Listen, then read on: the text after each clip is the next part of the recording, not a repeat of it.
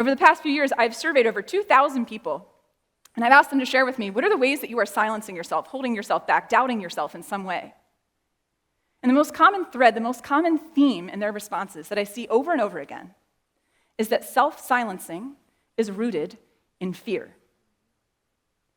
Fear of failure, judgment, rejection, not being good enough, a fear of other people's disapproval or disappointment, a fear of causing conflict or rocking the boat or being a burden, a fear of making a mistake or being wrong or looking stupid.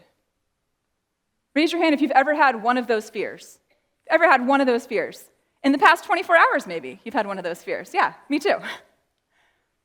These fears, these doubts, they dictate what we do and they hold us back from living the life that we are meant to be living. And the thing we don't realize is that there's a cost to doing this. There's a cost to letting fear and doubt run the show. What is it costing you? What are you missing out on in your life? Because you are muting yourself, you're suppressing yourself, you're silencing yourself, you're holding back, you're letting doubt run the show.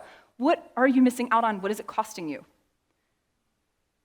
Are you missing out on feeling alive and energized because you are silencing and suppressing the symptoms and the signals that your body is sending you, just like I did?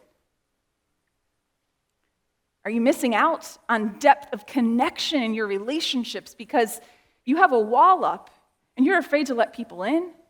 And you're afraid to let people know what you really think or need or want or feel because you don't want to be too much and you don't want to be a burden, but you're also afraid you're not enough. And maybe you're afraid to be vulnerable in front of the people that you love, and so they don't really get to know you. They get to see a surface level version of you. And because of that, you never feel really known or deeply connected or really fulfilled.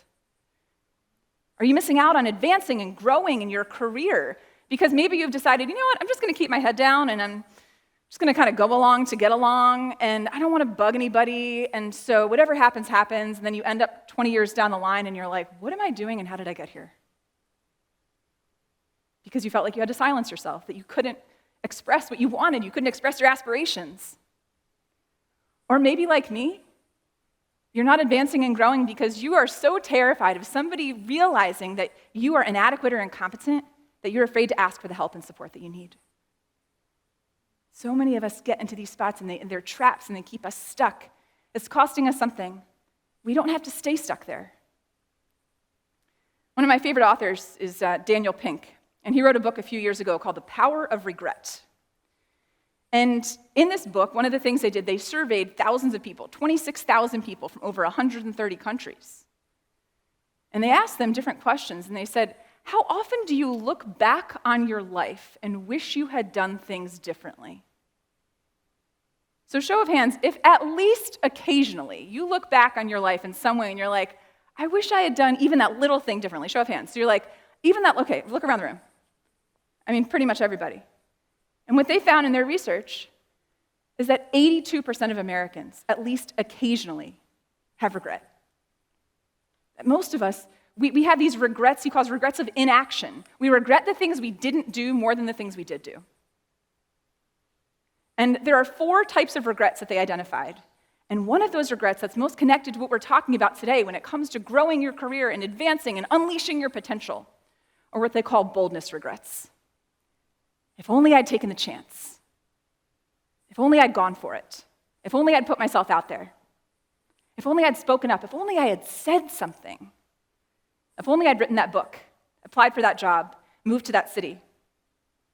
If only I'd asked her out 20 years ago. If only I'd gotten his number. We have these boldness regrets that keep us up at night. And they hold us back from living the life that we are meant to live. And for so much of my life, I carried a boldness regret that nobody knew about.